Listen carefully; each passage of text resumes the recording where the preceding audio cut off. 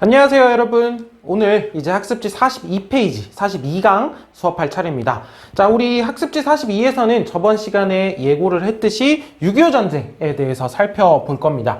그래서 이제 6.25 전쟁은 앞면에서 살펴보게 될 거고, 뒷면에서는 남북 분단의 고착화 좀 더 자세하게 보면 6.25 전쟁, 즉 전후에 남북한의 정치적, 경제적 변화가 어떻게 일어났는지를 살펴볼 거예요. 자, 먼저 앞면에서는 6.25 전쟁을 살펴볼 건데, 동족 상잔의 비극이라고도 하죠. 어떠한 상황들 속에서, 그리고 어떠한 과정을 거쳐서 6.25 전쟁이 진행이 되었고, 그 6.25 전쟁이 어떻게 또 끝맺음이 나게 되었는지.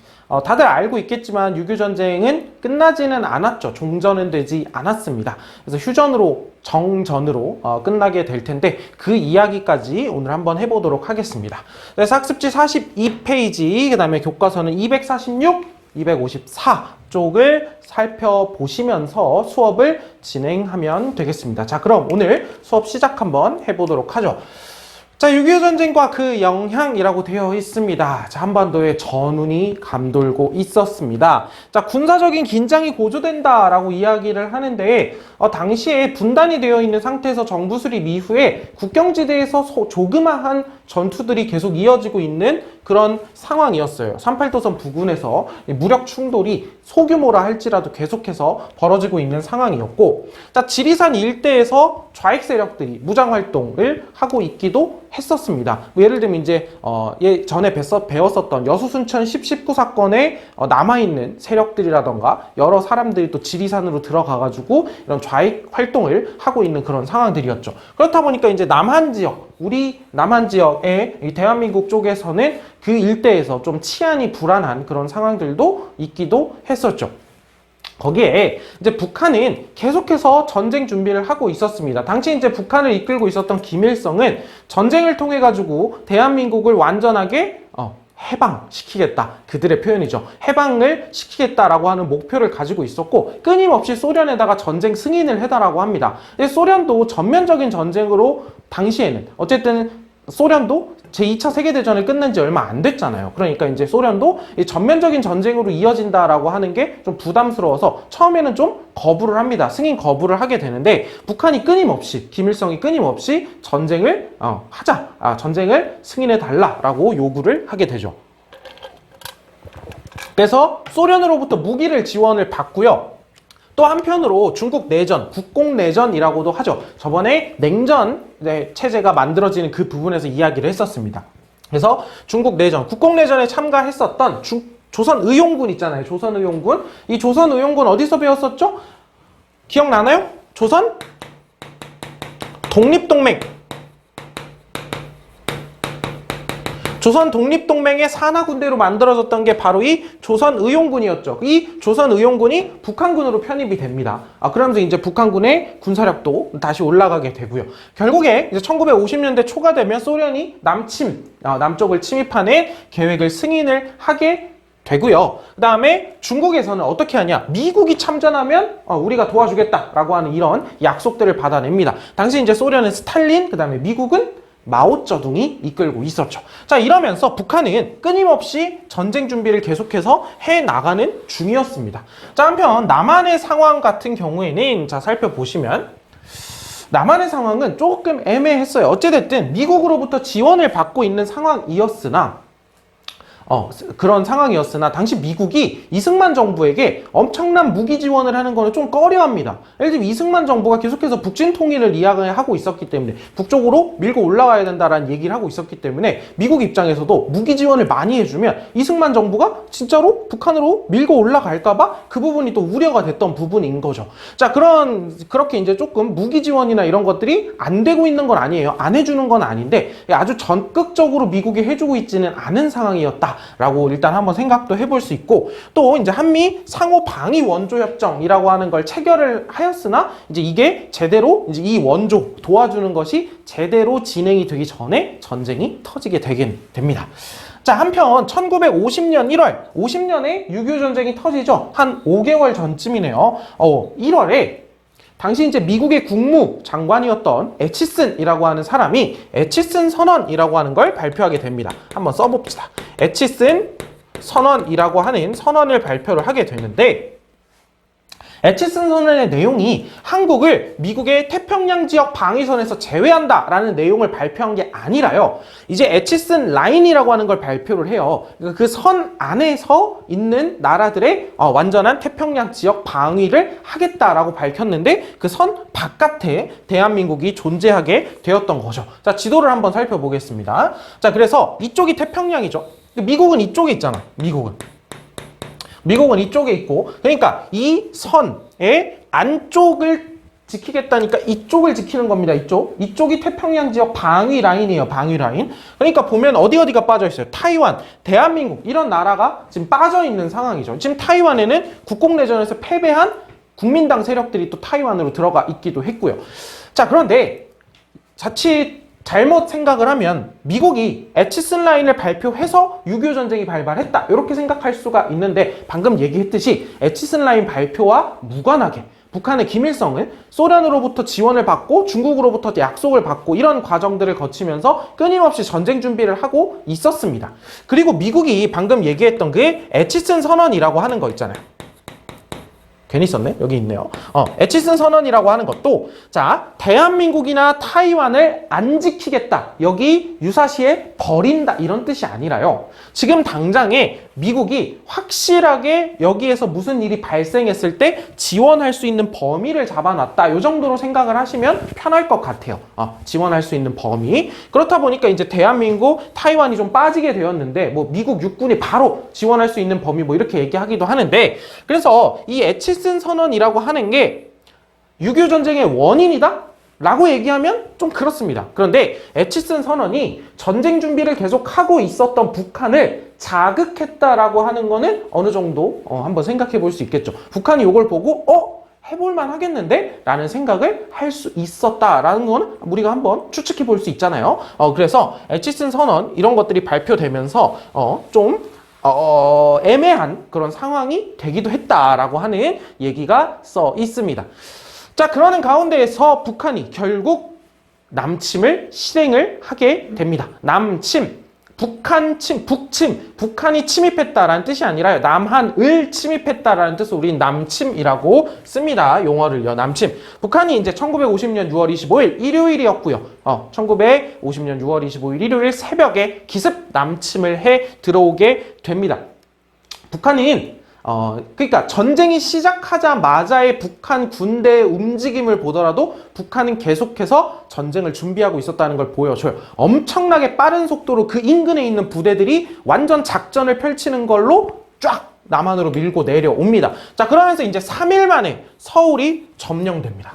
3일 만에 서울에 점령되면서 이제 낙동강 지역까지 싹 밀리게 되는데 자, 이 낙동강이 지금 어디에 있는 거예요? 경상도 지역에 있는 거죠. 뭐 대구, 부산 이렇게 쫙 흐르는. 그렇다 보니까 지금 머릿속에 생각해봐. 어디까지 밀린 거야? 서울, 강원도 먹혔어요. 충청도, 경상도 위쪽, 전라도. 그러니까 완전히 어디만 남은 거예요, 지금. 경상남도 지역만 남았다. 이따 지도에서도 살펴볼 건데 그렇게 생각해 볼 수 있죠. 자, 이게 이제 교과서에 있는 이제 한강 철교의 모습인데 또 이게 이제 논란이 되기도 했죠. 이제 3일 만에 서울이 점령되는 정도로 엄청나게 빠르게 내려오다 보니까 이제 밑으로 쭉쭉쭉 내려옵니다. 그래서 이제 이승만 대통령이 피난을 가는 도중에 이제 여기로 이 한강 철교, 그러니까 서울이 이렇게 있으면 한강이 이렇게 흐르잖아요. 그러니까 이렇게 한강을 건너서 오지 못하게 당시에 있었던 한강 철교를 폭파한 사진이죠. 자, 이 한강철교 폭파가 가지고 온 영향력이 꽤 크긴 컸어요. 왜냐면 북한군도 당장 못 내려오는 건 맞았으나 여기에 있었던 우리 군부대 있잖아요. 우리 군부대도 이제 못 내려오고 많은 사람들이 또 피난을 하는데 또 어려움을 겪기도 하고 뭐 그런 모습들이 있었던 또 한강철교 폭파라고 하는 이런 6.25 전쟁 중에 있었던 하나의 모습입니다. 자, 그러는 가운데에서 이제 유엔군이 참전을 하게 됩니다. 유엔에서 안전보장이사회라고 하는 게 열리게 되고요. 안전보장이사회에서는요, 이 안전보장이사회에 상임이사국이라고 하는 국가들이 있어요. 소위 얘기하는 되게 강력한 국가들인데, 이 안전보장이사회에서는 상임이사국 모두가 찬성을 해야 결의가 통과가 됩니다. 모두가 통과를 해야 이제 찬성을 해야. 근데 여기에 이제 소련이 들어가 있었는데 소련은 당연히 반대를 할 것 같잖아요. 근데 소련이 불참합니다. 불참해요.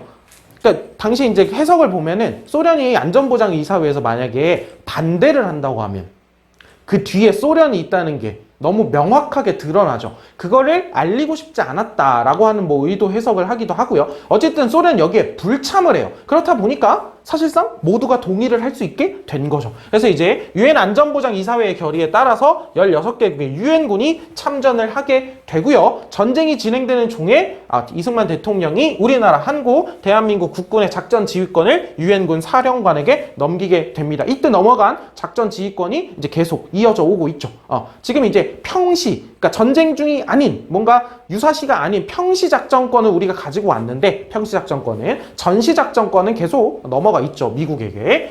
그래서 구국군의 작전 지휘권을 이때 이제 유엔군 사령관에게 넘기게 됩니다. 이 유엔군은 자, 이렇게 생각을 했어요. 자, 지도를 먼저 살펴보죠. 지도를 보자. 자, 여기에 점선이 이렇게 있는데, 점선이, 자, 낙동강 방어선으로 밀렸다라고 얘기할 때가 요만큼이 지금 우리 대한민국이 차지하고 있는 범위예요. 엄청나게 빠르게 밀고 내려오게 되죠. 자, 보시면, 자, 1번 한번 볼까요? 자, 여기서 내려오죠? 서울 함락되고 쭉 내려오면 대전 함락이 됩니다. 그럼 서울에서 대전까지 오는데 7월 20일이니까 한 달 정도 걸렸네요. 그 다음에 여기까지 쭉쭉쭉 밀고 내려오는 그런 모습들을 살펴봅니다. 자, 그러는 가운데 유엔군이 참전을 한 거야. 그래서 이제 당시 이제 유엔군을 이끌고 있었던 사람들이 뭐라고 생각을 하냐? 여기에서부터 다시 밀고 올라가는 거 쉽지 않다. 쉽지 않겠다라고 해서 이제 당시에 이끌고 있었던 최고 총사령관 메가더가 어떤 판단을 하게 되냐면 이 인천이라고 하는 지역에 상륙작전을 통해 가지고 여기서 밀고 올라가는 동시에 이렇게 돌아서 여기에서도 이렇게 공격을 해 나가는 게 좋겠다. 이렇게 쫙 남한을 쌓아 들어가는 것이 좋겠다라고 얘기를 하죠. 사실 상륙작전이라고 하는 게 성공 확률이 매우 적은 작전입니다. 그래서 이제 당시에도 검토를 참 많이 했는데 이제 인천 상륙작전을 시행을 하게 되는 거죠. 자, 그래서 인천 상륙작전을 진행을 하게 됩니다.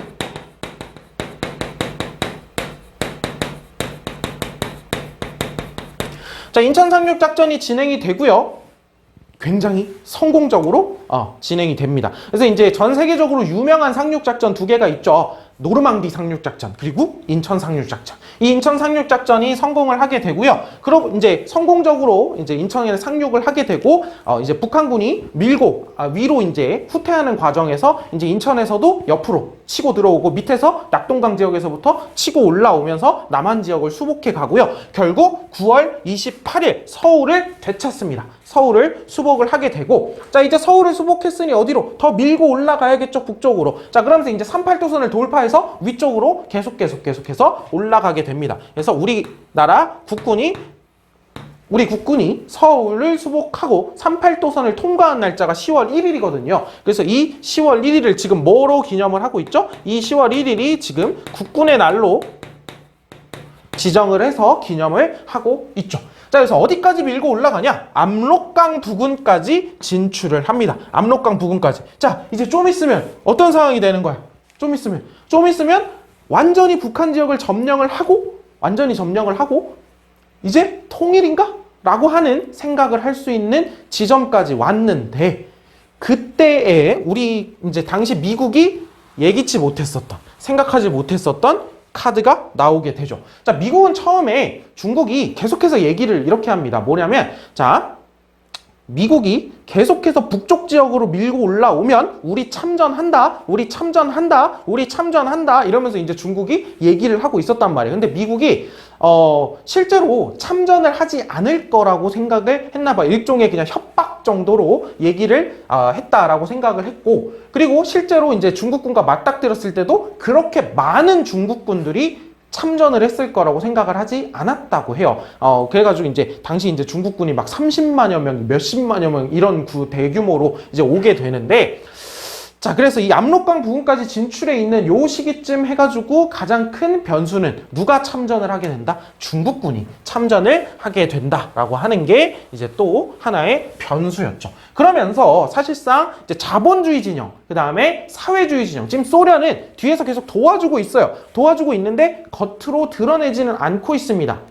자, 지금 왜 그러냐면 미국이나 소련이나 자신들이 완전히 전면에 나서가지고 전쟁을 하게 되면 이게 제3차 세계대전으로 퍼져나갈 수도 있다라는 걸 모두 직감적으로 알고 있어요. 그래서 소련도 미국도 그렇고, 미국도 이제 유엔군의 일부로 참전하고 있는 거잖아요.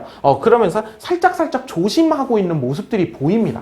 조심하고 있는 모습들이. 자, 근데 이제 중국이 전면적으로 여기에 참전을 하게 되면서 사실상 자본주의와 사회주의 진영이 대결하는 국제전으로 확대된다. 그래서 우리 저번에 뭐라고 했어요? 냉전이 열전으로 아시아에서 터져나온 사례 중에 하나가 6.25 전쟁이라고 이야기를 했었죠. 자, 그러는 가운데에서 중국군이 마구 밀려오다 보니까 결국 어떻게 되냐? 서울을 다시 뺏깁니다. 서울을 빼앗기게 되는 날이 1951년 1월 4일이에요. 그래서 우리는 이 사건을 일사후퇴라고 이야기를 합니다. 서울을 다시 빼앗겨요. 근데 중국군이 이제 밀고 내려오는 중에 어느 정도 이제 또 서울을 밀고 쫙 내려오고 있었단 말이야. 근데 이제 중국군이 가지고 있는 또 딜레마는 뭐야? 남한 지역까지 내려오다 보니까 무슨 문제가 생겨? 이제 보급로가 길어지죠. 물건이나 이런 것들을 가지고 보급로도 길어지고 이제 여기까지가 한계선이 생긴 거죠. 더 밑으로 내려갈 힘이 많이 부족하게 되는 그런 상황들이 벌어지게 되는 겁니다. 자, 그러면서 여기까지 이제 내려오게 되고 다시 한 70여일 후에 한 2달 정도 후에 유엔군과 국군이 70일 만에 이제 서울을 다시 탈환을 하게 되죠.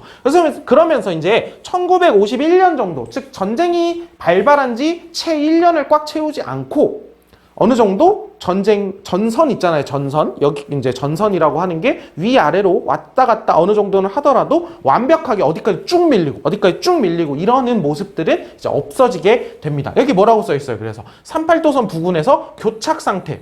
완전히 쭉쭉 밀리는 게 아니라 여기에서 서로 살짝 멈춰 있는 상태가 이제 앞으로 지속이 될 거다라고 하는 이야기죠.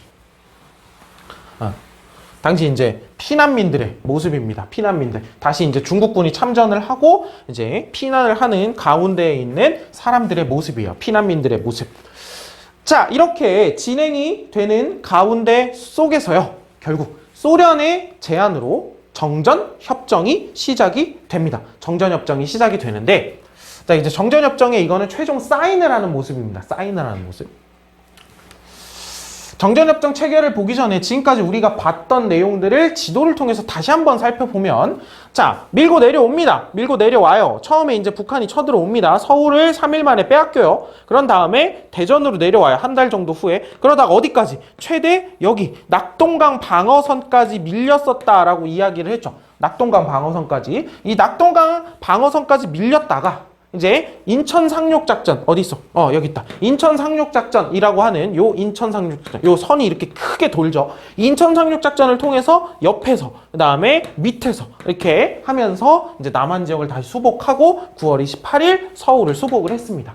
자, 그러는 가운데에서 다시 38도선을 통과를 하게 되고 그게 10월 1일이라고 했어요. 결국 어디까지 쭉 밀고 올라갑니까? 이 밀고 올라가는 게 이제 압록강 요 지역들까지, 요 라인까지 이제 올라가게 되죠. 여기 써있죠? 국군과 유엔군의 최대 북진선 요 정도까지. 자, 이제 진짜 한 발자국만 더 가면 통일인가 하는데 이미 중국군이 어느 정도 이 북한 지역에 들어와 있는 상황이었죠. 그러면서 다시 쭉 밀리게 됩니다. 다시 쭉, 이건 빨간색으로 해볼까? 다시 밀리게 돼요. 그래서 대표적인 철수 사건들이 일어났던 데가 이런 흥남 철수 사건이라던가. 왜냐면 여기가 어떤 상황이었냐면, 여기를 좀 지우고 흥남 철수 사건이 써 있으니까 잠깐 설명을 해보면, 여기가 흥남 철수. 자, 여기가 이제 중국군이 밀고 올라오면서 이렇게 포위당해 있는 상황이었어요. 포위를 당한 상황이었는데, 그러니까 여기는 육지로 도망갈 수 있는 길이 당시에 없었던 거야. 그래서 여기에 흥남 지역에 있었던 배 있잖아요. 흥남 지역에 있었던 배에다가 이제 사람들을 싣고 이렇게 거제도로 이렇게 내려오는 철수 작전이었는데, 당시에 사람은 엄청 많은데 배가 많지 않았어요. 배가 한 척이었는데 그 배가 가지고 배가 한 척의 배가 태울 수 있는 사람 화물의 무게가 있잖아. 근데 그 무게를 진짜 엄청나게 초월을 합니다. 엄청나게 초월을 해가지고 여기에 정말 사람들이 매달리고 이리 매달리고 저리 매달리고 해가지고 정말 저거 침몰되는 거 아니야? 정도로 사람이 많이 타요. 그래가지고 이렇게 결국에 통과를 하게 됩니다. 흥남철수작전 12월이라 그랬죠. 그래서 여기서 가가지고 결국 무사히 여기에 도착을 해요. 도착한 날이 12월 25일 성탄절이었거든요. 그래서 크리스마스의 기적이라고도 부르죠. 크리스마스의 기적이라고도. 그리고 이 배는 하나의 배에 가장 많은 사람이 탄 배로 기네스북에 올랐다라고 얘기를 하기도 하죠.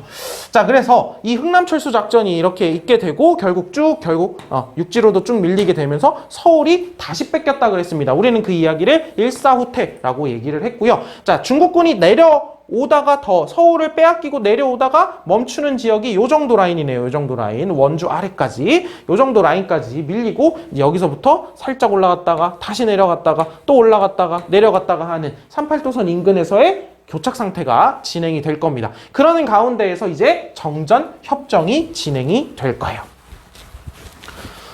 자, 정전협정이 진행이 됩니다. 소련의 제1호 정전회담, 정자가 이제 멈추다, 포즈라는 뜻이거든요. 그래서 정지하다라는 뜻입니다. 종전이 아니죠. 정전회담, 일단 정전회담이 시작이 됩니다. 1951년 6월이었고요. 전쟁이 발발한 지 약 1년 정도가 지난 후에 정전회담이 시작이 됩니다. 근데 정전회담이 빠르게 해결이 안 돼요. 빠르게 해결이 안 됩니다. 가장 큰 문제는요, 일단 휴전선 설정에 문제가 있어요. 휴전선. 자, 정전회담을 하고 휴전선을 설정한다는 건 사실상 뭘 정한다는 얘기예요? 국경을 정한다는 얘기죠. 그렇죠? 영토 문제가 들어가잖아. 국경을 정한다는 문제인데, 그래서 이제 휴전선 설정 문제 때문에 이제 굉장히 문제가 되고요. 여기 봐봐. 여기 이 휴전선 설정, 즉 국경 설정 문제 때문에 이 회담이 진행되는 중이에요. 자, 회담이 끝나게 되는, 즉 회담에 사인을 하게 되는 그 시점까지 땅 한 톨이라도 더 점령을 하기 위해서 38도선 부근에서 엄청나게 치열한 공방전이 계속됩니다. 여기서 엄청나게 많은 사람들이 죽어요. 오늘은 여기가 북한이 점령했다가 내일은 우리 국군이 다시 점령했다가 이것이 반복되다 보니까 민간인들도 엄청나게 많이 죽게 되고요. 국군, 북한군 할 것 없이 엄청나게 많은 사람이 이 치열한 공방전 속에서 죽어나가게 됩니다. 인명 피해가 증가한다라고 좀 몸이 건조하게 써있지만 엄청나게 많은 사람들이 이 국경지대에서 이런 공방전 속에서 이제 죽게 되죠. 그래서 이제 거기에 이 지점에서 이제 38도선 부근에서 이런 치열한 공방전을 다룬 영화 중에 하나가 여러분들 알지 모르겠지만 고지전이라고 하는 영화가 또 이 지점을 다루고 있는 영화죠. 혹시 그냥 관심 있으면 한번 봐보세요. 또 하나의 문제는 포로교환 문제입니다. 포로교환 문제. 자, 이 포로를 교환하는 문제에서 어떻게 포로를 송환할 것이냐, 보낼 것이냐 문제가 가장 큰 문제로 나오게 되거든요. 한번 들어보시면, 자, 방법은 자동송환이 있고요. 자유송환이 있습니다. 자동송환과 자유송환이 있습니다. 자동송환은 말 그대로 포로가 원래 있었던 국가로 자동으로 보내는 게 자동송환이고요. 자유송환은 포로에게 물어봐요. 어디 가고 싶니? 라고 물어봐서 포로가 가고 싶다는 대로 포로의 자유의사를 존중하는 방향으로 적극적으로 얘기를 하는 거죠. 이쪽이 대표적으로 미국이 주장했던 쪽이고요. 이쪽이 이제 소련과 같은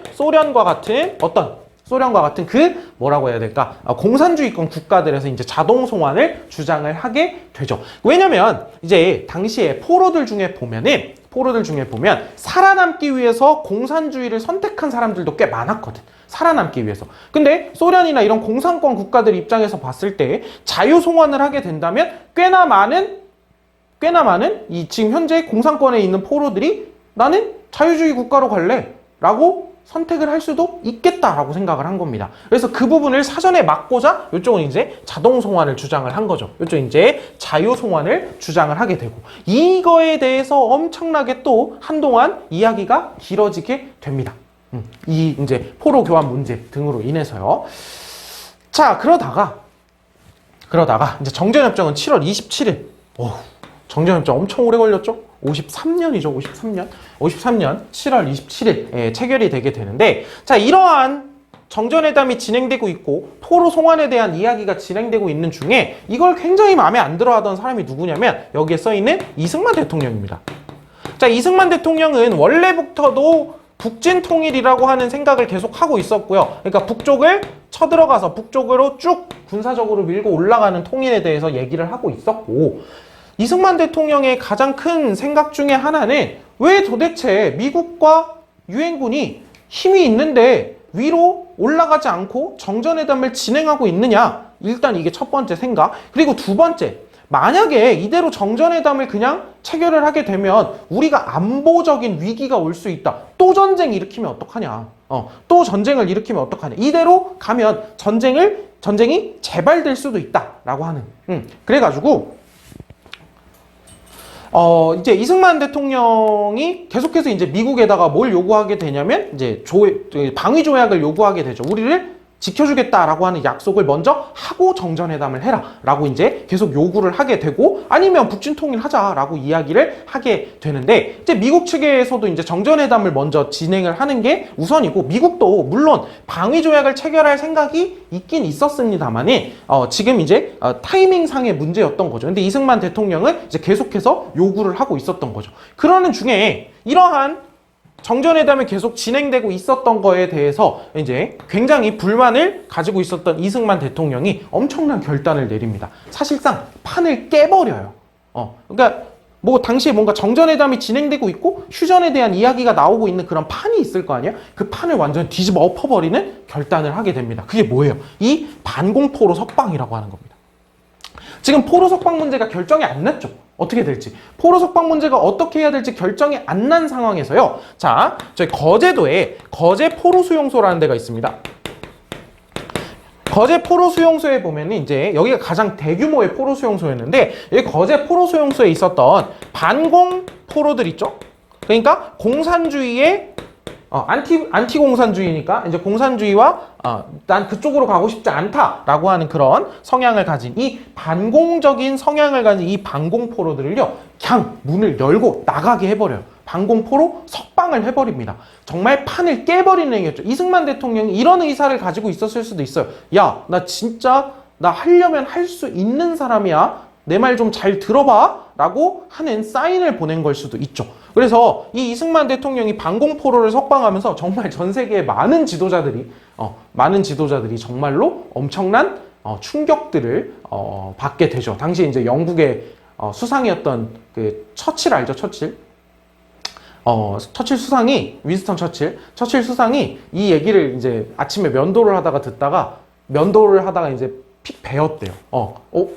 뭔 소리야? 약간 이런 느낌이었던 거겠죠. 그래서 이승만의 반공포로 석방이라고 하는 이 판을 깨버리는 상황들이 벌어지고, 이제 계속해서 휴전 반대 입장을 표명을 하게 되고, 이 휴전 반대 운동이 일어났다는 게 사람들이 요구한 걸 수도 있겠지만 이런 정부에 의해서 만들어진 시위들도 있고 막 이런 상황들이 전개가 됩니다. 그러는 과정에서 결국 정전협정의 회담 내용을 계속 이어지게 되어서 결국 7월 27일 정전협정이 체결이 되죠. 휴전협정이 체결이 되고요. 그 시점에서의 이제 휴전선을 확정을 하게 되고, 그 휴전선 사이에 비무장지대를 만들게 되죠. DMZ라고 부르죠.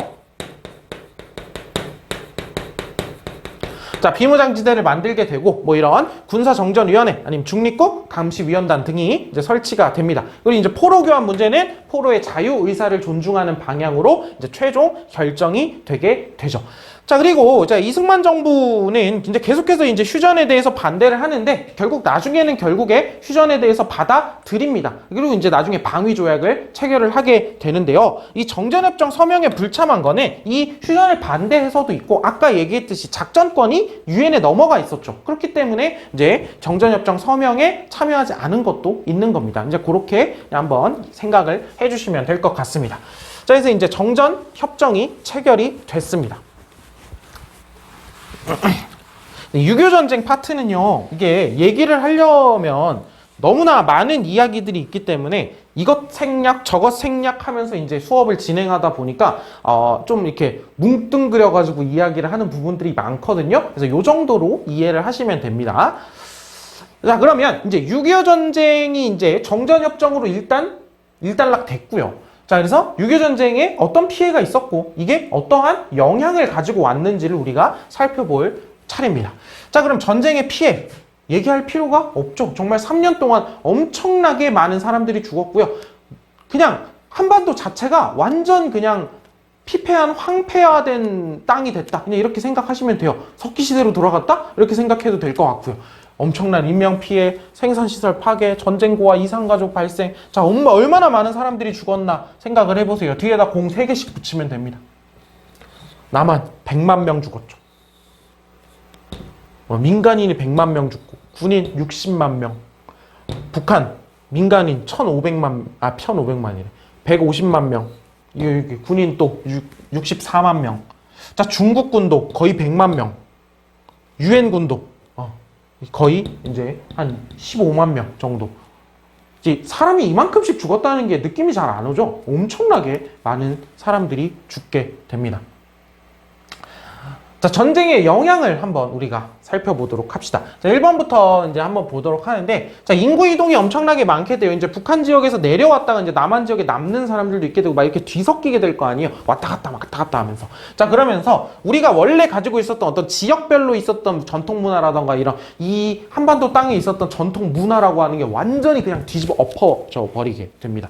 그래서 이렇게 얘기하기도 해요. 신분제 있죠, 신분제. 신분제는 갑오개혁 때 폐지됐죠. 그런데 사람들에게서 신분의식이라고 하는 거 있잖아요. 뭐 어떤 신분 출신이고 막 이런 신분의식이 완전히 사라지게 된 게 6.25 전쟁이 끝나고 나서다. 이런 이야기를 하기도 합니다. 자, 전통 문화가 해체가 되고요. 이제 그러면서 이제 남한 지역 기준으로 봤을 때 미국 문화가 들어오게 되는 그런 상황들이 벌어지게 되기도 하고요. 자, 두 번째, 이게 이제 우리가 좀 더 이야기를 하게 될 부분이죠. 분단의 고착화라는 겁니다. 자, 이전까지만 하더라도 어쨌든 정부가 수립이 되어 있는 상황이었고, 어떤 국지적인 계속 전투는 있어 왔지만 이런 전면적인 대대적인 전쟁을 3년간 치르게 되면서 이제 완전 적이구나라고 하는 생각을 하게 되는 거죠. 적대감이 고조가 되고요. 한편 이승만, 당시에 남한 지역 대한민국의 이승만 대통령은 이승만 대통령대로, 북한 지역의 김일성은 김일성대로 각자의 독재적인 권력을 이어나가는 데 있어서 그 도구로서 누구를 이용하냐? 상대편을 이용하는 거예요. 상대편을. 그러니까 이승만 대통령 같은 경우에 이제 앞으로 쭉 살펴보겠지만 이승만 정부에서 무언가 반대 세력이 있다. 그럼 반대 세력을 치워버리는데 사용하는 논리가, 너희가 공산당, 북한과 연결돼 있구나. 이런 방식으로 자신들의 독재 권력을 활용하는 데 있어서 상대편을 쳐낼 때 이제 상대과의 적대감, 대결 구도라고 하는 걸 이용하게 되는 거죠. 김일성 쪽도 마찬가지고요. 그래서 이제 독재 권력 강화에 이러한 분단의 고착화라고 하는 상대방과의 대결 구도라고 하는 걸 이용하게 되는 그런 모습들을 우리가 살펴보게 될 겁니다. 자, 그리고 이제 6.25 전쟁 이후에 국제 정세가 엄청나게 많은 또 변화를 가져오게 되는데요. 자, 봅시다. 자, 그리고 이제 이승만 대통령이 그토록 이제 요구를 했었던 조약이 체결이 되죠. 한미 상호 방위 조약. 이게 한미동맹의 주축이 되는 조약이죠. 이 한미 상호방위 조약으로 이제 주한 미군이 주둔을 하게 되고요. 이제 동아시아에서 미국의 영향력이 강화되는 그런 모습을 보여줍니다. 일본에는 이미 군대가 주둔해 있었고, 여기 이제 대한민국까지 이제 군대가 주둔을 하게 되는 거죠. 자, 그러면서 이제 한미 동맹이 이제 이어지게 되는 거고, 지금까지 계속 이어지고 있죠. 자, 한편 또 북한에서는 소련의 영향력도 있었고 중국의 영향력도 있었는데, 이 6.25 전쟁이라고 하는 걸 기점으로 중국의 영향력이 엄청나게 커집니다. 실제 참전에서 앞장서가지고 도와줬던 게 중국이잖아요. 북한 입장에서는. 그렇다 보니까 이제 중국의 영향력이 확대되어가는 모습. 그리고 이 6.25 전쟁으로 엄청나게 성장한 나라가 있는데 그 나라가 바로 일본입니다. 자, 일본은요, 옆에서 바다 건너 있잖아요. 또 한 발자국 건너서 볼 수 있어요. 바다 건너에서요, 당시 이제 전쟁 특수라고 하죠. 6.25 전쟁에 무기를 판매하고 이런 대금을 가지고, 돈을 가지고 경제적으로 엄청나게 성장을 해 나가고 있는 상황이었습니다. 그래서 전쟁 특수로 경제가 부흥하게 되고, 또 미국이 이 일본에 대해서 굉장히 중요하게 여깁니다. 미국이 이제 일본을 반공 거점으로 삼으려고 한 거예요. 어디에서? 아시아에서. 그래서 아시아에서 반공의 거점 국가로서 완전하게 자리매김을 합니다. 이전에는 좀 전쟁에서 패배한 어떤 전범 국가였다면 이제 미국의 입장에서 입장이 바뀐 거죠. 이제 아시아 지역에서 여기가 반공의 거점 국가로서 우리가 좀 도와줘야겠다. 이렇게 성장을 지원해 주기도 하고 그러면서 이제 전쟁 특수로 경제도 엄청나게 성장을 하게 되고 이런 모습들 일본이 엄청나게 크게 됩니다. 이 시점에요. 자, 마지막으로 살펴볼 전쟁의 영향 중에 이제 네 번째 같은 경우에는 6.25 전쟁으로 남아있는 문제들 중에 해결이 되지 않았거나 뭐 여러 가지 남아있는 미해결 문제들이 있다라고 하는 얘기입니다. 이 전쟁 중에 민간인 학살 문제라던가 아니면 아직 국군 포로들 중에 돌아오지 않은 분들 이런 문제들도 이제 미해결 과제가 남아있죠. 민간인 학살 문제는 이제 대표적인 사건들만 이렇게 좀 써놨는데 교과서에도 좀 소개가 되어 있습니다. 자, 민간인 학살 문제는 간단하게만 이야기를 하면 결국에 이념 대결이라고 하는 냉전이라고 하는 성격이 들어가 있는 냉전의 성격에서 일어난 전쟁이었다 보니까 이런 민간인 학살 문제가 벌어지게 되는 거예요. 그러니까 예를 들어 이런 땅이에요. 어떤 땅이에요? 여기를 쭉 내려와서 북한이 점령을 했어. 그럼 여기에 있는 사람들은 살아남으려면 어떻게 해야 돼?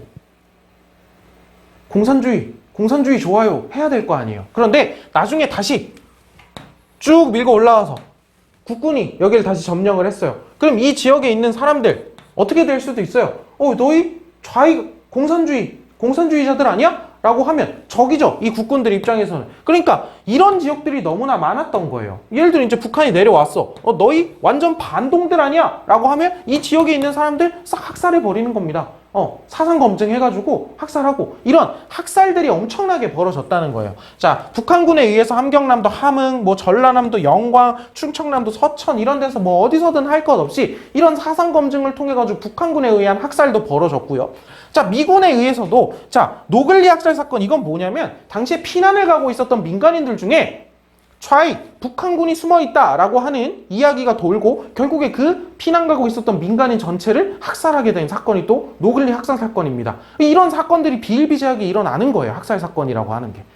또 이 국민보도연맹 사건이라고 하는 건 뭐냐면 이제 우리나라 사람들 중에서요. 옛날에 좌익 성향을 가지고 있다가 이제는 아니게 된 그걸 이제 전향이라고 하죠. 내가 사상적인 방향을 바꿨다라고 해서 전향한 사람들, 이 사람들 아직 못 믿겠다라는 느낌인 거죠. 그래서 이러한 전향한 사람들로 만든 단체가 국민보도연맹입니다. 그런데 이 전향한 이 국민보도연맹의 일부 중에서 이적행위 있잖아요. 우리나라에 반대되는 행위들을 했던 사람들이 있었어요. 그렇다 보니까 정부에서 어떻게 판단한 거야? 이렇게 모아가지고 여러 사람들을 집어넣는데 이 국민보도연맹 결국에 못 믿을 놈들이구나 라고 하면서 전국적으로 국민보도연맹에 가입해 있었던 그런 회원들을 학살하고 했던 그런 사건입니다. 근데 이때쯤에는 그 학살이 일어날 때쯤에는 국민보도연맹에 이렇게 좌익이었다가 전향한 사람뿐만이 아니라 그냥 일반적인 민간인들까지도 많이 가입이 되어 있는 상황이었거든요. 그러니까 민간인 학살까지 엄청나게 일어나게 되고 그런 상황들이었던 거죠. 그 거창 양민학살 사건이라고 하는 것도 이런 것도 이제 그러니까 이거는 뭐냐면요. 이제 지리산 같은 데 일대라던가 어떤 이 일대에서 이제 빨치산이라고 하는데 빨치산 아세요? 들어봤어요? 빨치산? 이제 유격 활동을 하는 이제 소규모 게릴라 활동을 하는 그런 사람들이라고 생각하면 되는데 어떤 군사 세력 이 빨치산을 토벌한다라고 하는 명목으로 이게 쫙 인근을 조사를 하면서 그 일대에 있었던 민간인들까지 다 학살을 했던 그런 사건입니다. 거창 양민학살 사건이라고 하는 것도. 그렇다 보니까 이게 다시 한번 주제로 돌아와 보면 이런 이념의 문제가 엮여 있다 보니까 사상, 검증 이런 것들을 통해서 또 여기에 누가 섞여 있을지 몰라 라고 하면서 정말 무뎌져 버리는 거예요. 그런 감각에. 사람들을 그냥 민간인들이 엄청나게 많이 학살되는 실제 전투가 아니라 이건 전투가 아니죠. 전투로 죽은 사람들이 아니죠. 그냥 민간인들이 학살당하는 이런 사건들 북한군에 의해서든 미군이든 국군에 의해서든 엄청나게 많은 이런 학살 사건들이 존재했었다. 전쟁이라고 하는 건 그 어떤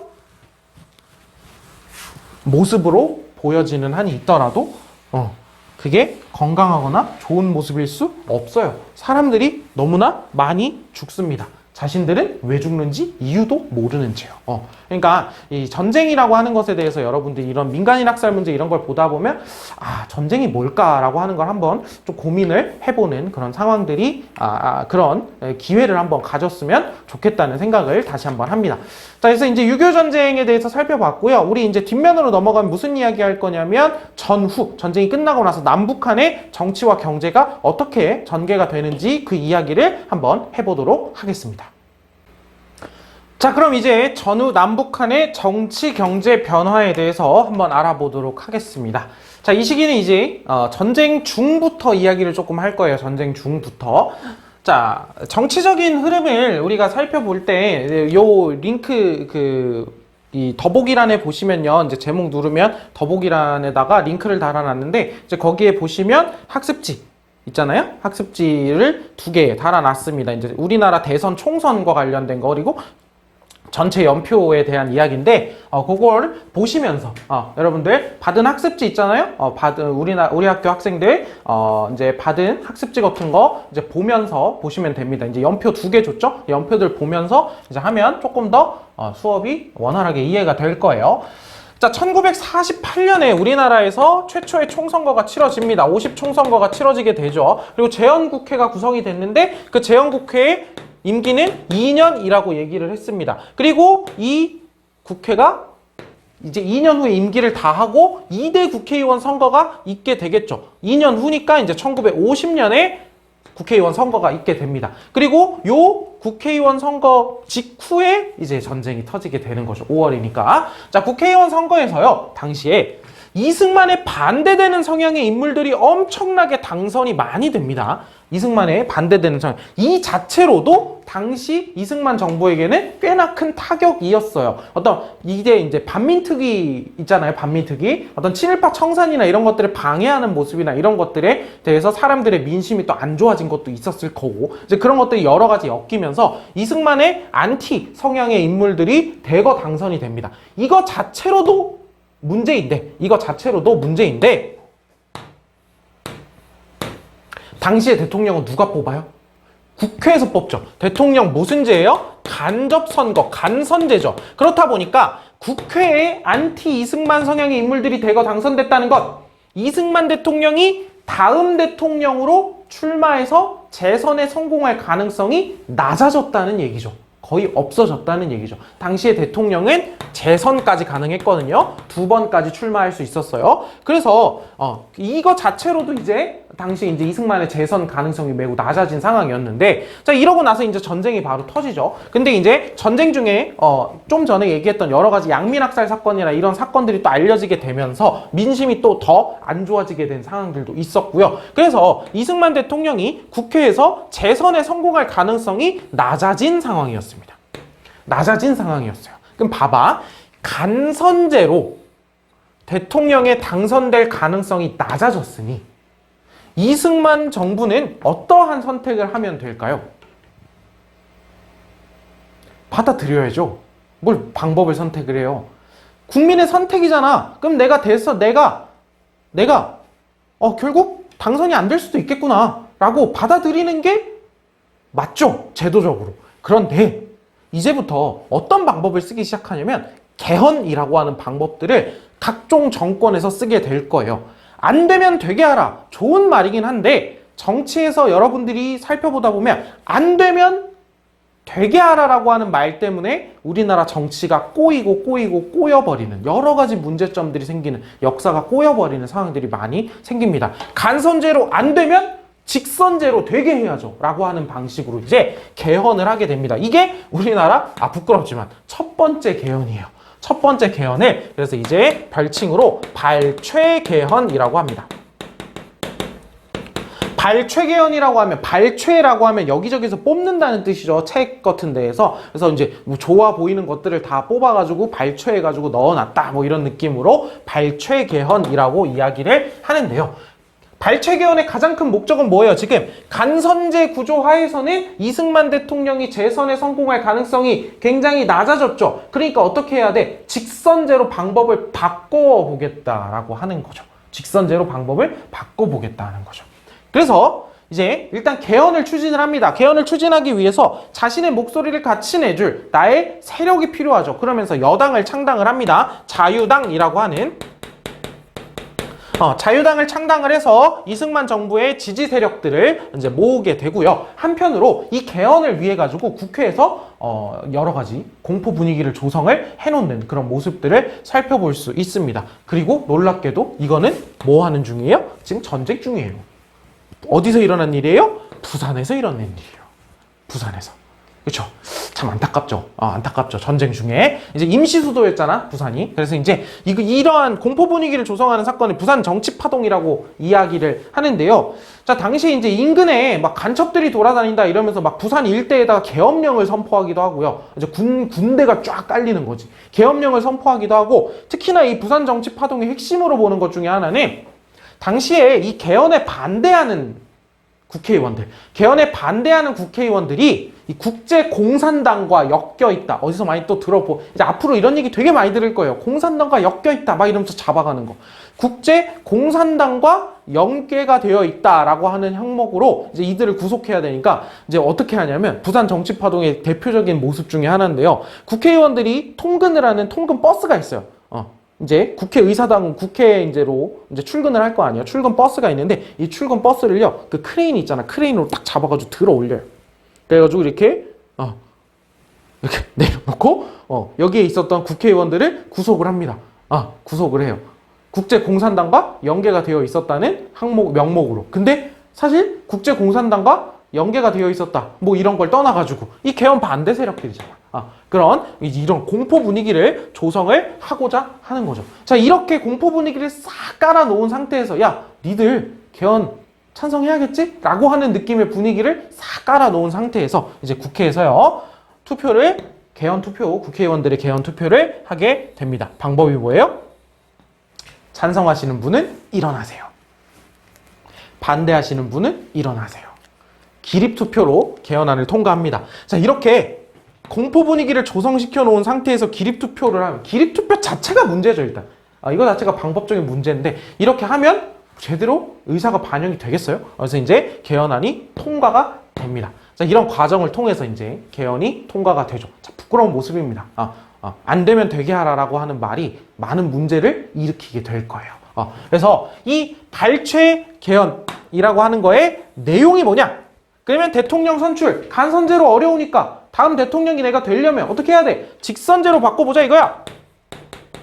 그리고 국민의 선택을 직접 받아보겠다 이거예요. 그리고 국민들은 압도적인 지지로 이승만 대통령을 선출하게 됩니다. 다음 대통령으로. 왜? 전쟁 중에는요, 사람들이 야당으로 바꾸려고 하는 선택을 잘 안 해요. 일단 하던 사람이 더 괜찮겠지. 지금 상황을 잘 알 거야. 라고 하는 느낌으로 여당 쪽으로 투표가 몰리는 성향이 있거든요. 그래서 이걸 뭐라고 표현하냐면 전쟁 중에는 장수를 바꾸지 않는다. 뭐 이렇게 얘기를 하기도 해요. 전쟁 중에는 장군을 바꾸지 않는다. 라고 해서 이 직선제로 전환한 이후에 그 대통령 선거에서 이승만 대통령이 꽤나 높은 표차로 승리를 하게 됩니다. 그래서 2대 대통령이 되는 거죠. 자, 여기 써있듯이 이제 2대 대통령 선거에서 이승만 대통령이 당선이 다시 됩니다. 자, 그러면 이제 이승만이 이제 앞으로 다음 대통령에 나올 수 있을까요? 없을까요?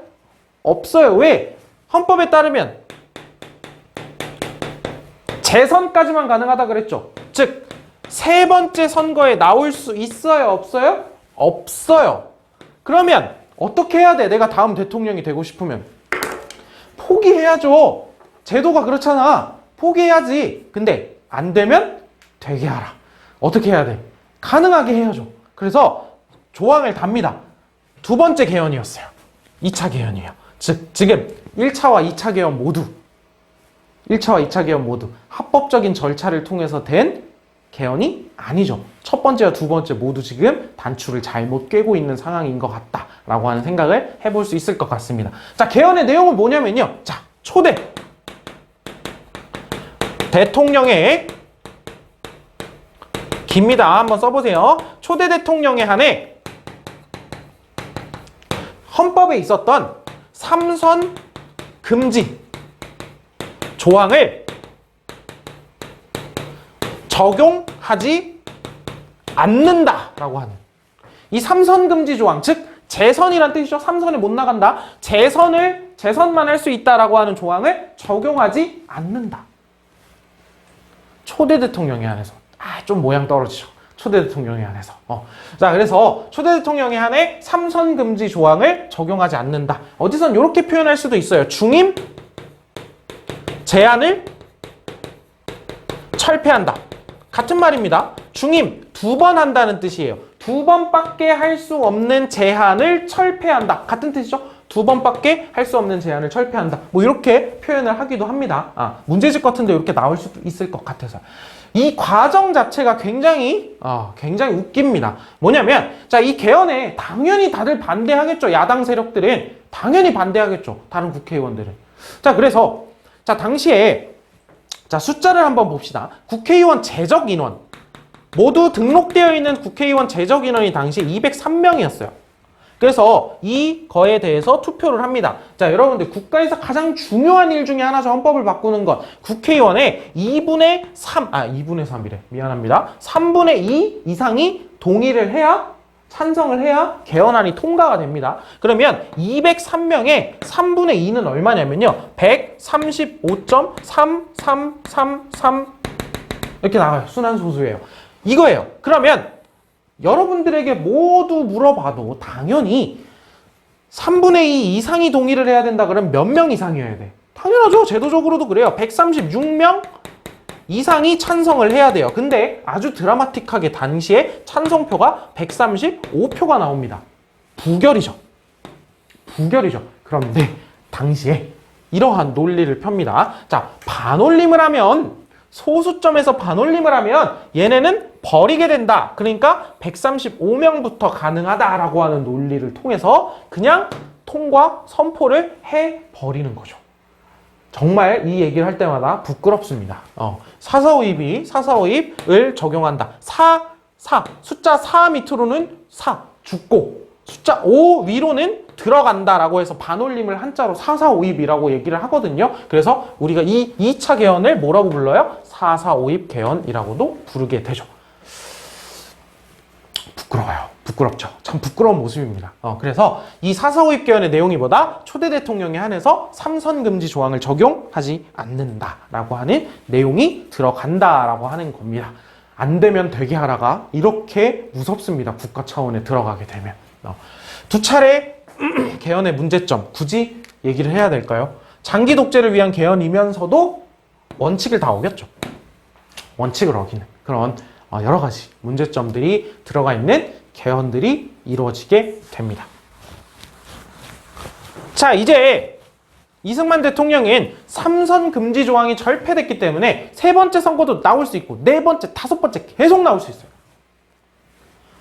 자, 그러는 가운데에서 이제 이승만 정부에서 다음 타겟으로 이제 종신집권 체제가 가잖아. 그럼 종신집권 체제가 이어지고 있는데 자신들이 이 종신집권 체제를 만든 이 만든 방법 자체가 굉장히 불법적이었죠. 원칙을 훼손한 그런 방법들이었잖아. 그럼 거기에 대한 반대 세력도 많을 거고 이 반대 세력들을 끌고 종신체제를 가겠어요? 아니죠. 어떻게 하는 거야? 이들을 싹을 잘라낼 수 있는 그런 상황들을 만들고 싶겠죠. 이승만 정부에서는. 싹을 자르고 편하게 가고 싶을 거 아니야. 그리고 이 싹을 잘라내는데 굉장히 좋은 모습, 굉장히 좋은 도구 중에 하나가 뭐였다고요? 전쟁이 끝난 상태에서 서로의 적대감, 북한에 대한 적대감을 이용을 하는 겁니다. 그래서 반공체제를 강화한다라고 하는 표현이 나오게 되죠. 반공체제. 자, 반공을 제1로 잡아놓고 이 반공, 그리고 이 반공에 조금이라도 어긋나거나 아니면 심지어 그냥 관련이 없더라도 나의 반대 세력이면 반공과 엮어서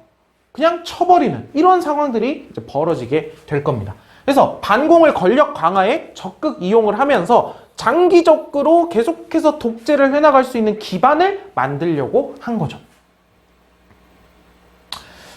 자, 당시에 이제 이승만 정권이 개헌을 이렇게 하고 있는 거 사람들이 아예 모를까요? 알아요.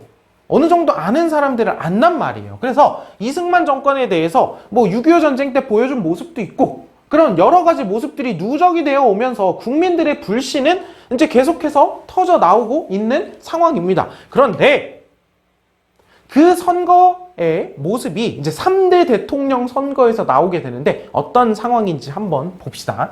자, 이게 3대 대통령 선거 이거예요. 이 3대 대통령 선거의 후보들입니다. 당시 이제 대통령 후보, 부통령 후보가 같이 나오잖아.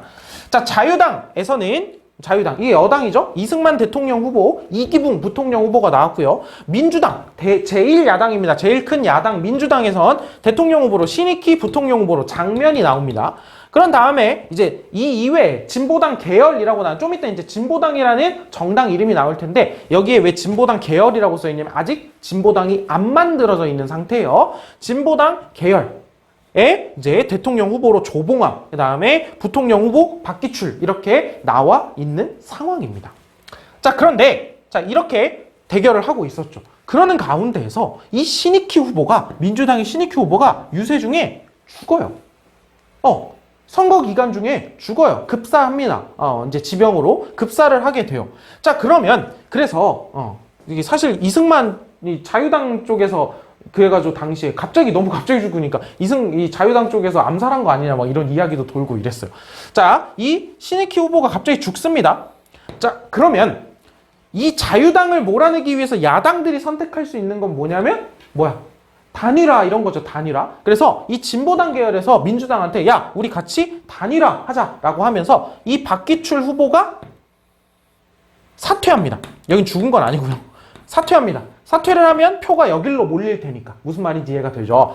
자, 그러면 이제 민주당이 해줘야 될 건 뭐야? 만약에 단일화를 할 거면 우리 민주당은 조봉암을 지지한다라고 하면서 이 조봉암 쪽으로 표를 몰아주는 게 할 일이죠. 그런데 민주당 쪽에서요, 조봉암 쪽으로 표를 몰아주는 단일화를 하지 않습니다. 민주당 쪽에서는요, 아예 여러분 투표를 거부하면서 무효표, 우리 신익희 후보 쪽에 생각이 있었다면 무효표를 던지십시오 라고 이야기를 합니다.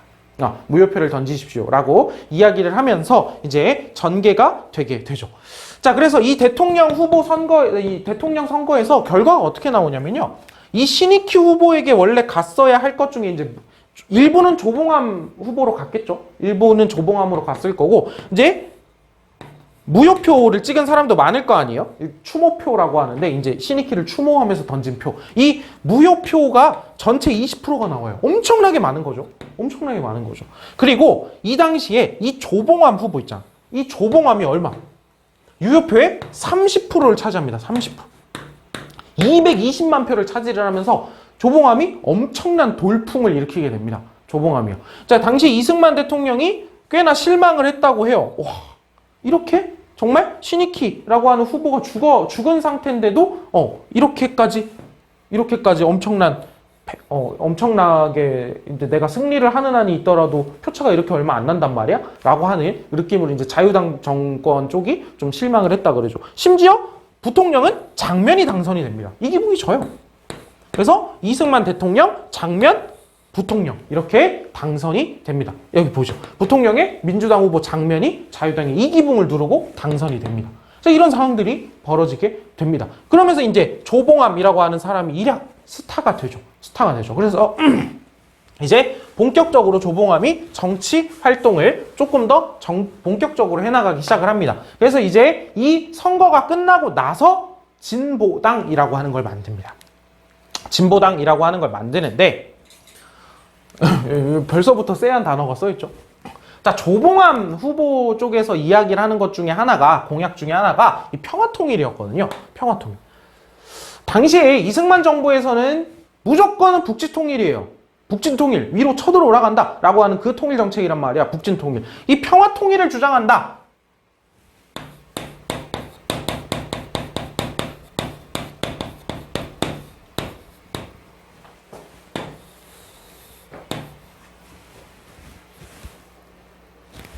이런 논리로, 간첩이다.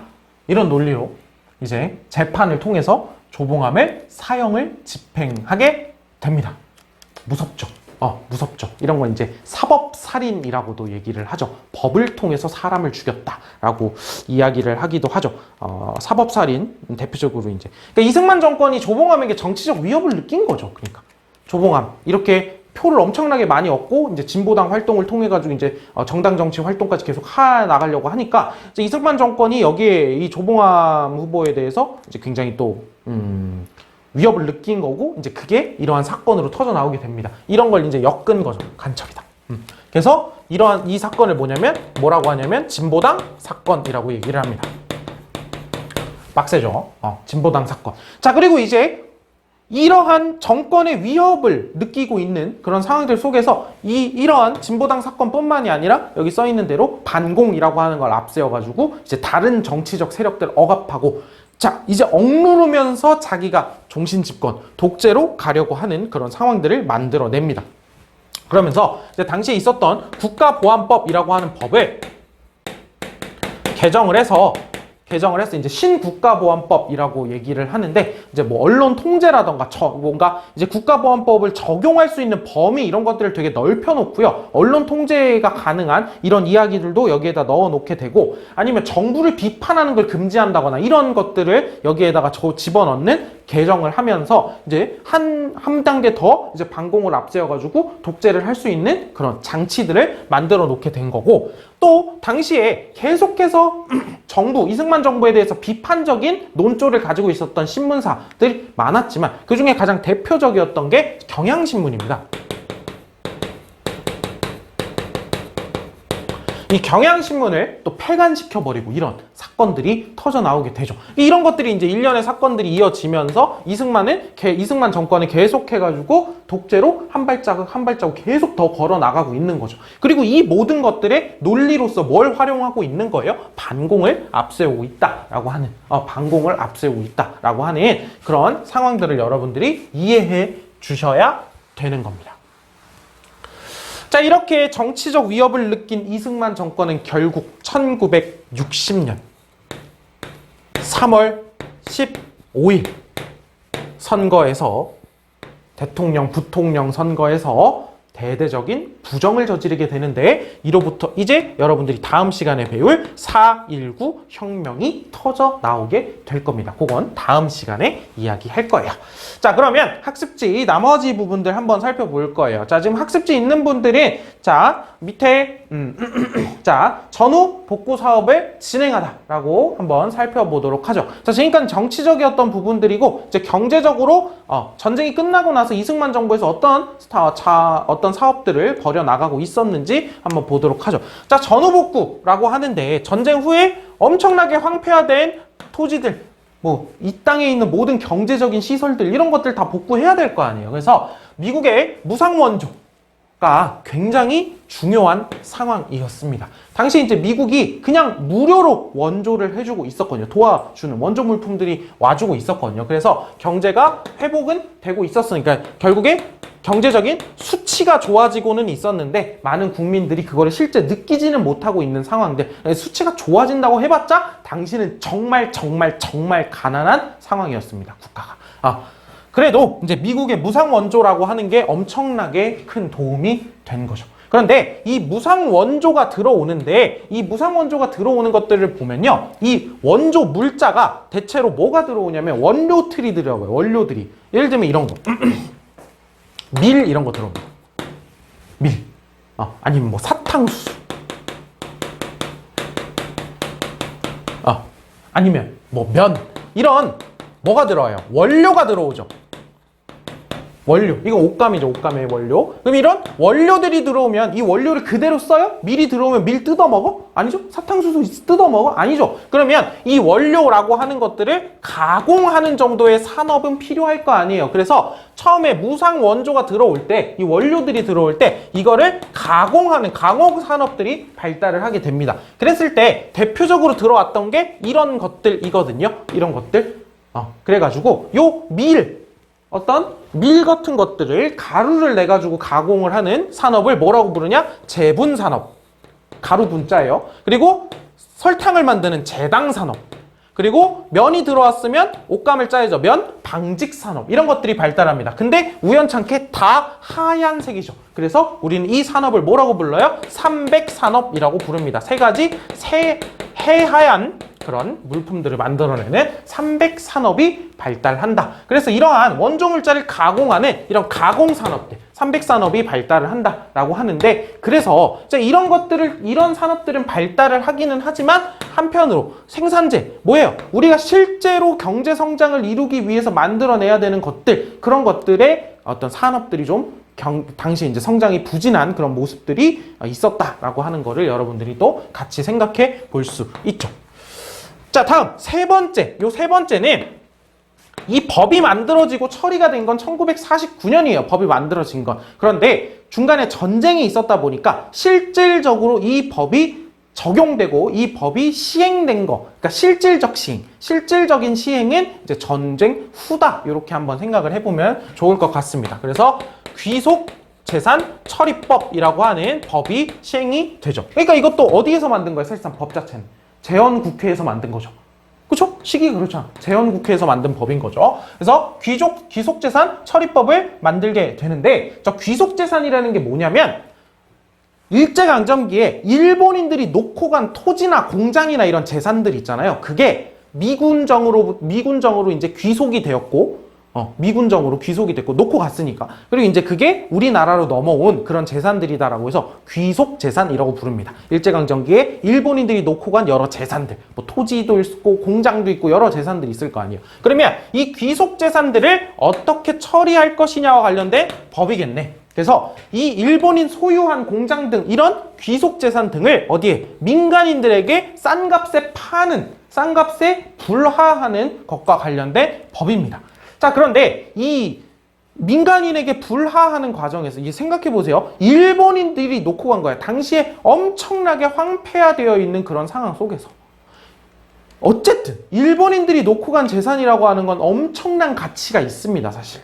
기술적으로나 봤을 때, 여러 측면에서 봤을 때. 그래서 이것이 누군가에게 간다는 건 특혜일 수 있어요. 누군가에게 간다는 건 엄청난 효과, 그 받는 사람의 입장에서는 엄청난 경제적 이득을 얻는 겁니다. 심지어 국가에서 엄청 싸게 팔았거든요. 엄청 싸게. 그래서 이 그러니까 여기 있는 이런 원조 물자를 배정하는 문제라던가, 누구에게 배정할 것인가, 어떤 기업에, 그리고 이 귀속재산을 어떻게 처리할 것인가, 이런 것들이 당시 경제에서 누가 성장할 수 있고 어떤 기업이 성장하고 누가 제대로 성장하지 못하는지 엄청 중요한 역할을 하거든요. 그걸 결정할 수 있는. 자, 그런데 특정 기업들에게 혜택이 몰리거나 이런 상황들이 벌어지게 됩니다. 그래서 내가 좀 더 배정받고 싶으니 뭔가 로비를 하거나 이러는 정치, 경제가 연결되는 정경유착이라던가 한쪽 기업이 독점을 한다거나 이런 여러 가지 경제적인 문제가 생기게 됩니다. 그래서 이때 약간 우리가 지금 얘기하는 재벌의 씨앗이 뿌려졌다, 뭐 이런 이야기를 하는 사람들도 있죠. 그래서 이런 귀속재산 처리가 이루어졌구나 정도로 일단 여러분들이 알아두시면 되고, 이런 문제점들도 있었구나 라고 보시면 됩니다.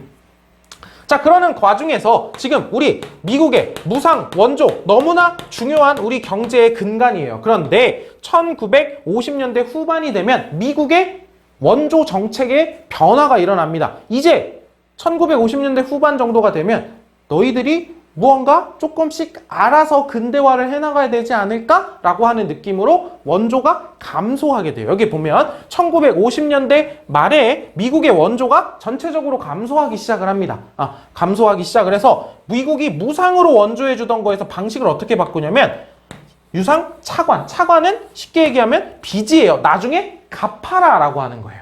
나중에 갚아라. 유상 차관으로 전환을 하게 되니까 경제가 전체적으로 타격을 엄청나게 받게 되겠죠. 그렇죠? 경제 타격이 엄청나게 받게 되겠죠. 그래서 경제에 불황이 오게 되고 성장률이 낮아지게 되는 상황이 옵니다. 언제? 1950년대 말이에요. 그리고 이러한 경제적인 변화에 이승만 정부가 적절하게 대처하지 못합니다. 마침 1950년대 후반이라고 하면 어떤 상황이에요? 이승만 정부에 대한 정치적인 불만도 사람들이 커져가고 있는 상황이죠. 그리고 이게 나중에 4.19 혁명으로 이어지게 되는 그런 상황으로도 한번 생각해 볼 수 있습니다. 여러분 꼭 생각해 보세요. 정치적인 변동 뒤에는요, 정치적인 변화 뒤에는 경제적인 어려움, 경제적인 변화가 있게 마련입니다. 법칙으로 얘기하는 게 아니라 같이 보다 보면 꼭 있구나, 진짜 같이 생각해 볼 만하구나 라고 하는 걸 여러분들이 생각해 볼 수 있을 거예요. 이렇게 1950년대 말 경제가 어려워지고 있었다. 왜? 미국이 원조 물품을 감소시키면서 이런 어려움들이 이어지고 있었구나, 여러분들이 생각을 해주시면 됩니다. 자, 학습지에 보면 4번에 이제 전후 생활 모습의 변화라고 되어 있는데, 생활 모습의 변화는 여러분들이 보고 그냥 이해할 수 있을 것 같아서 따로 수업에서 다루지는 화면에 안 띄워놨죠. 따로 다루지는 않습니다. 경제적인 어려움이라던가 가난 극복 노력, 그래서 이제 뭐 생활 모습이 변화하고 도시로 인구가 집중하고 뭐 교육열이 높아지고 뭐 이런 것들 쫙 한번 살펴보시면 될 것 같습니다. 자, 이제 마지막으로는 우리가 북한 지역에선 정치 경제의 변화가 어떻게 일어나는지를 한번 살펴볼 겁니다. 여기가 정치고 여기가 경제라고 보시면 될 것 같아요. 자, 여기 써있죠?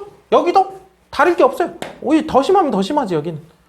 우리는 그래도 민주주의 제도 막 헌법 막 이런 그런 느낌이라도 있잖아. 여기 김일성 1인 독재 체제가 강화가 됩니다. 크게 다르지 않은 모습이죠. 자, 전쟁이 끝나고 나서 김일성이 아직까지 김일성에 버금가거나 김일성에게 조금이라도 견제가 될 수 있는 힘을 가지고 있는 경쟁자들 있었거든요. 그 경쟁자들을 제거합니다. 그리고 이제 권력 기반을 강화하고 자신을 우상화하는 작업에 들어가게 됩니다. 김일성, 위대하신 수령 동지 이런 느낌으로 우상화 해나가는 작업을 해나가게 됩니다. 그래서 이제 그런데 그러는 중간에요. 이제 소련에서 이제 스탈린이 죽고 나서 이 스탈린의 1인 독재, 스탈린도 1인 독재를 했죠. 이 1인 독재에 대해서 비판하는 목소리들이 나오기 시작을 해요. 소련 내부에서. 이러한 흐름들 속에서 북한에서도 똑같이 이러한 흐름을 받아들여 김일성 1인 독재와 그 다음에 경제정책, 막 중공업 위주로, 야, 지금 기반도 없는데 막 사람들 뭐 생필품도 없고 먹고 살 것도 없는데 막 중공업 위주로 때려박는 그런 경제정책을 비판하고요. 이 1인 독재 체제를 뭔가 바꾸려고 하는 움직임들이 벌어지게 됩니다. 그런데 김일성은 당시에 이 김일성 1인 독재와 경제정책을 비판한 이런 움직임들에 대해서 알고 있었고요. 그래서 김일성이 먼저 선수를 쳐서 이런 비판 세력들을 대대적으로 숙청하게 되는 사건이 일어납니다. 우린 이 사건을 8월 종파 사건이라고 이야기를 하고요. 이 8월 종파 사건을 기점으로 김일성은 거의 완전하게 1인 독재 체제를 완성해 나가게 됩니다. 무슨 느낌인지 이해했죠? 완전히 경쟁자들을 다 숙청해버린 거예요. 자, 그래서 이런 경쟁자가 없는 1인 독재 체제가 이어지는 가운데에서 북한이 사회주의 경제 체제를 이제 완비시켜 나가는 그런 모습들을 볼 수 있습니다. 자, 우리에게 미국이 있었다면 북한에게는 소련과 중국의 지원이 있었습니다. 소련, 중국의 지원에 힘입어서 전후 복구를 나가게 되고요. 계속해서 사회주의 정책으로서 이제 농업과 상공업을 집단적으로 해나가는 모습들을 보이게 됩니다. 개인, 사적 소유 있죠? 사적 소유 없어요. 토지나 생산할 수 있는 생산 수단을 집단적으로 소유하게 돼요. 어떤 집단을 단위로? 협동조합이나 이런 걸 단위로 소유하게 하는 거야. 내가 개인적으로, 사적으로 소유한다? 이런 거 없애는 거예요, 이제. 사회주의적 경제체제를 만들어 나가는 거죠. 자, 그러면서 이제 경제 성장을 위해서 우리가 지금 당장에 정신력을 강화하고 우리가 열심히 일해야 된다라고 하는 그런 느낌의 이제 뒤에서 채찍질을 해 나가기 시작을 합니다. 우리는 그 정신력 강화 운동을 뭐라고 부르냐면 천리마 운동이라고 부르거든요.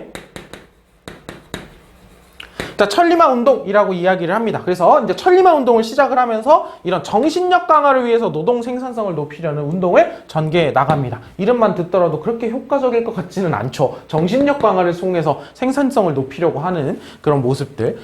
자, 그래서 근데 이 시기에 이제 이런 북한의 경제 정책들이 성공적이었냐? 그렇지 않다는 거죠. 기술적인 부분도 부족을 하고요. 어떤 물질적인 부분들도 부족하고, 이런 부족한 모습들 속에서 이제 성장이 앞으로 계속해서 이러한 성장들이 계속해서 이어질까라고 하는 의문이 드는 거죠. 그리고 그렇지 않다는 겁니다. 이제 어렵다는 거죠. 그래서 이러한 북한의 경제 정책, 경제 성장이 어쨌든 뭐 이어가고 있고, 경제 체제가 형성이 되는데 이러한 것들이 좀 경제가 지속적으로 성장하는 건 어렵겠구나라고 하는 거 살펴보고, 김일성의 1인 독재 체제가 강화가 됩니다. 자, 여기에 이제 전후라고 하는 게 뭐가 또 중요한 것 중에 하나냐면, 이 8월 종파 사건이나 이런 상황들 속에 보면은, 자, 이 전후 경쟁자를 제거하거나 8월 종파 사건 이런 것들이 이어지는 중에 6.25 전쟁에서 막 책임을 물어요. 6.25 전쟁의 책임. 막 조선 공산당을 이끌고 있었던 막 박헌영은 너는 미국의 스파이 앞잡이였지라고 하면서 막 박헌영을 제거하고 막 이런 식으로 이제 이용을 하는 겁니다. 또 대결 구도라고 하는 것들, 양쪽 모두에서 그런 것들이 또 활용이 되고 있었구나라고 하는 것도 한번 생각해 보면 될 것 같습니다.